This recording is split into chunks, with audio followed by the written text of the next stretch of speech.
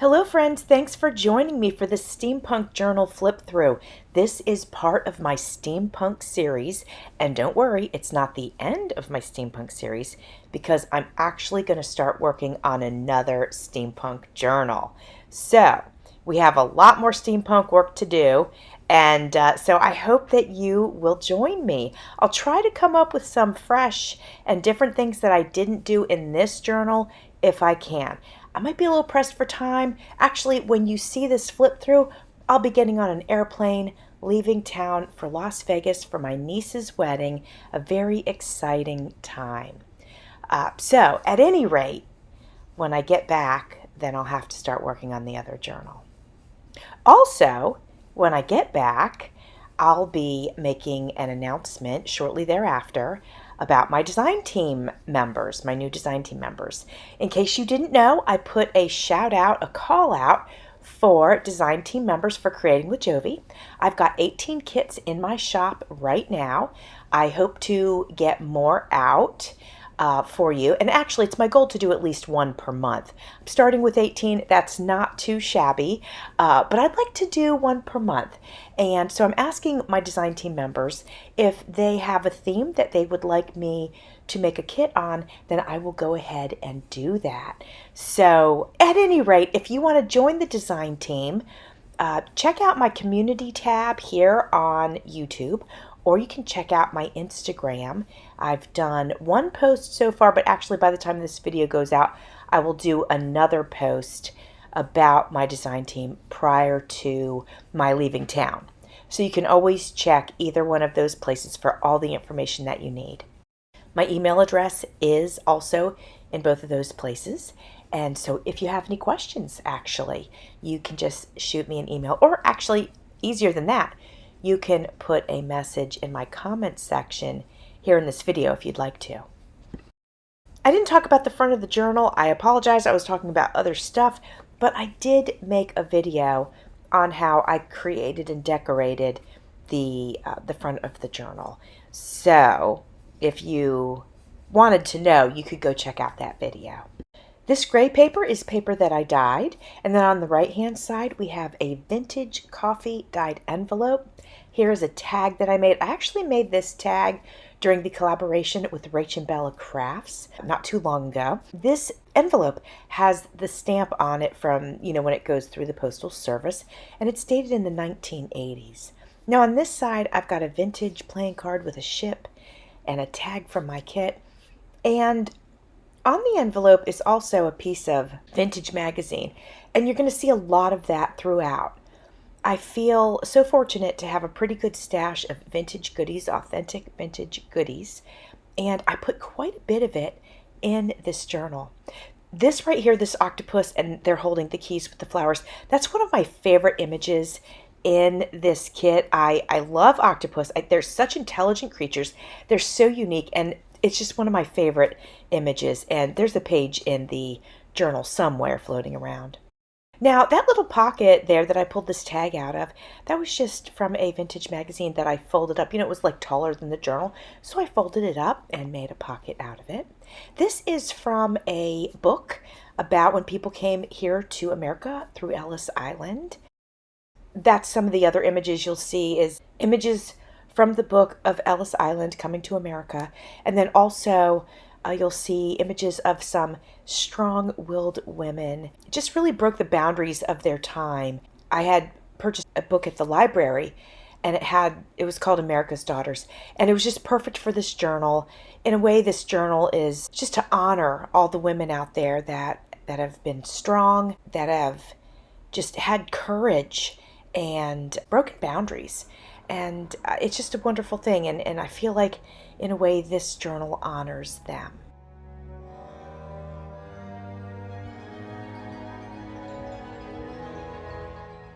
This magazine page on the right comes from a vintage house floor plan magazine, and it belonged to my dad, and I'm always happy to use something that belonged to my dad. It makes me think of him, which is always so nice. I have some pattern paper that I put in each signature of the journal. It just adds a nice sort of crunchy texture. And I added a little charm to this tag here. On the upper right, you're going to see a vintage playing card. And how steampunk does that look? So I could not put it in the journal.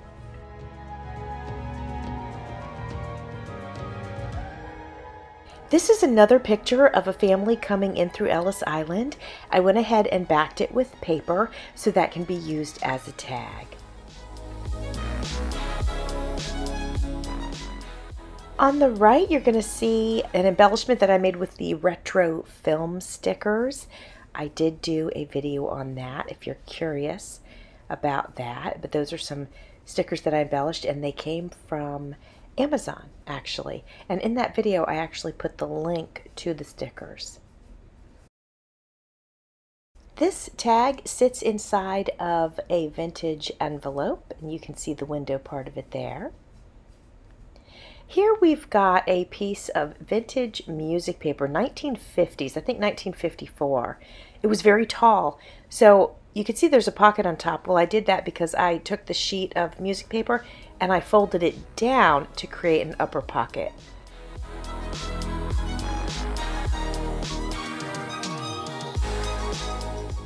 This is the other side of the music sheet.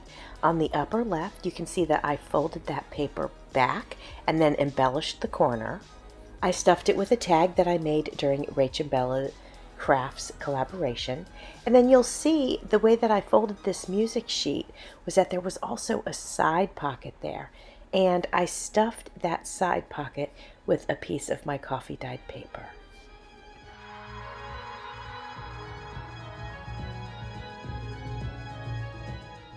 This is another magazine page that I folded from the top to make an upper pocket. And then I folded it back up, and you'll see I'm getting ready to pull a vintage playing card out of there. There it is. So this is two upper pockets in one.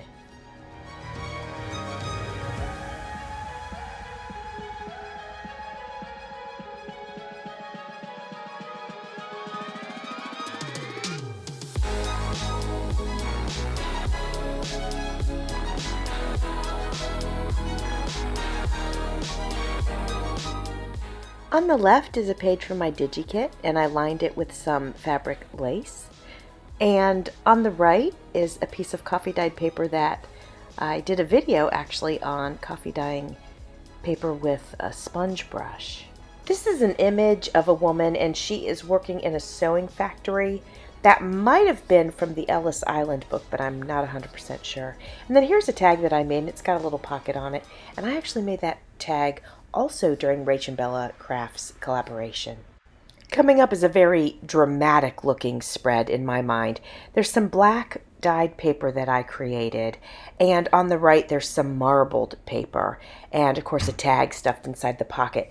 But the pocket is just so beautiful, made with this image from a book that I have, and I just think this spread is really neat. Here we have a tag from my kit, and by the way, my kit is called Steampunk Dreams. Then we've got this pocket, and that was made from the book America's Daughters. And look at this woman.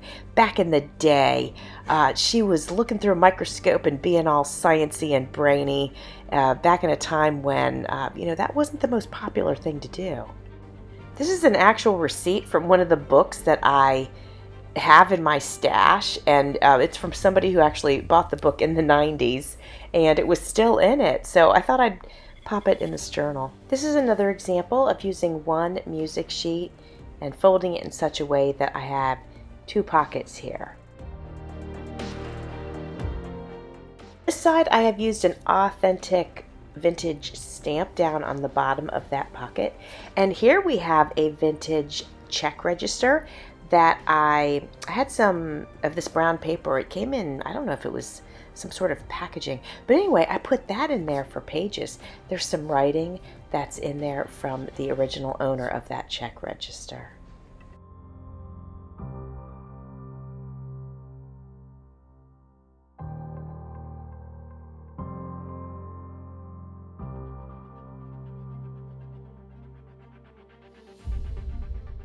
This is one of the photos of Amelia Earhart before one of her flights. I love this spread. I love this tortoise. I think this is so cool. This is one of the things about this kit. I tried to create it to be different. I wanted it to just be different from other steampunk kits that we might find, and I feel like I accomplished that. Here's another photo of Amelia Earhart. She definitely belongs in this journal. She is the perfect fit for everything that this journal is and means. More vintage music paper folded in such a way that there's a pocket. And on that pocket, I adhered a picture. There's some women and they're in an observatory and they are looking through telescopes, as is this woman here on that pocket. Now this is a different sort of picture. This is a picture of women. It's like a family, a big family with a lot of women in it. And I think that came out of the Ellis Island book. And that is a piece of my gray dyed paper. On the right is a piece of my coffee dyed paper, actually. This is a vintage magazine page from the 1950s. This, where it says inventors, that is from that same magazine. Here we have a periodic table. I do believe that's a Tim Holtz piece of ephemera. And then I took a vintage bank statement and I made it pretty. I added some writing paper on there, and you can close it up, and I added some scrapbook paper with a flip, and just added images to make it work in the journal.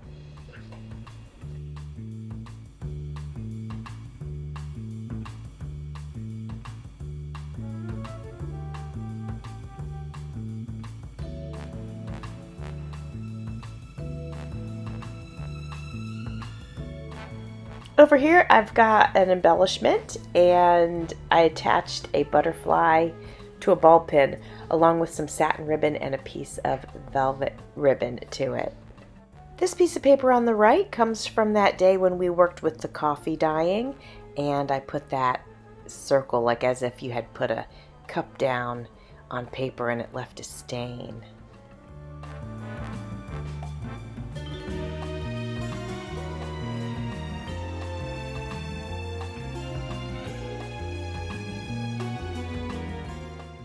On the right, we have a piece of paper that I created using some watercolors and stencils.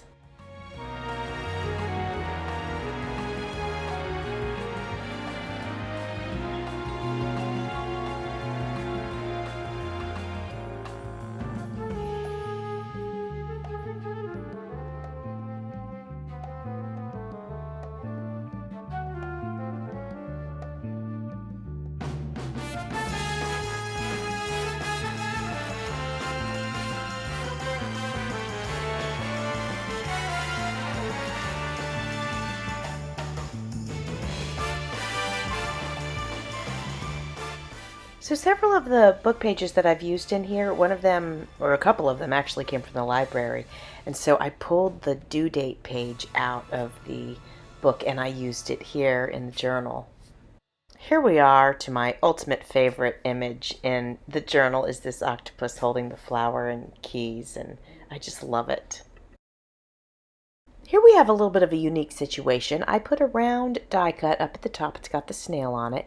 And then I put a little corner pocket. So between the two, it holds this piece of paper in place perfectly fine. It's just a little bit of a different way to do it.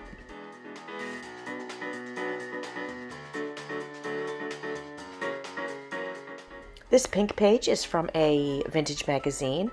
You can see here I have folded it up to create a small pocket, and I embellished it with some ribbon.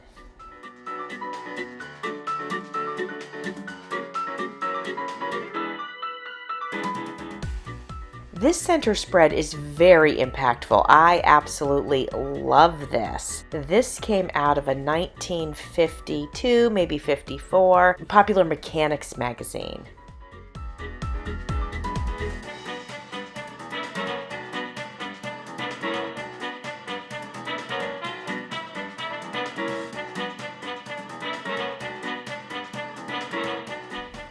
I found a steno pad at the thrift store, so I figured why not use the cover. So I cut it and I made a big tag out of this piece, but if you look to the left, you'll see that side pocket is made of the rest of the steno pad.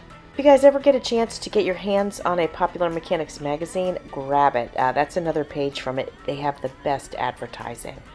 I have lined the page on the right with some black lace.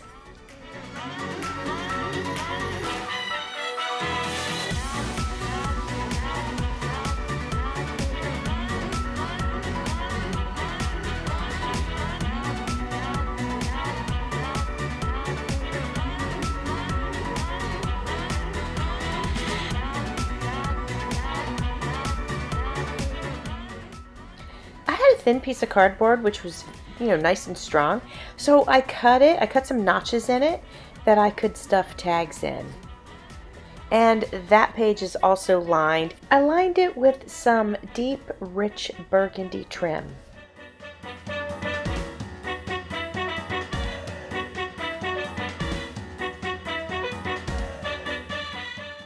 On the right is a vintage magazine page, and it was how to hardwire your home. And I thought that was perfect for a steampunk journal. Before we get to the end of the journal, I want to let you know that this will be available in my Etsy shop. If you happen to want it and you happen to place your order while I'm out of town, please be aware that it might take me a little bit to get it out to you. I'll be gone for 6 days. This is the last page. I have a altered bingo card tucked under a belly band. I did do a video on how I altered this bingo card, so if you want to check that out, that is part of the Steampunk series. I will add my signature to the back cover of the journal. Well, my friends, I am so glad that you joined me today. I truly appreciate it. Thanks for watching. See you soon.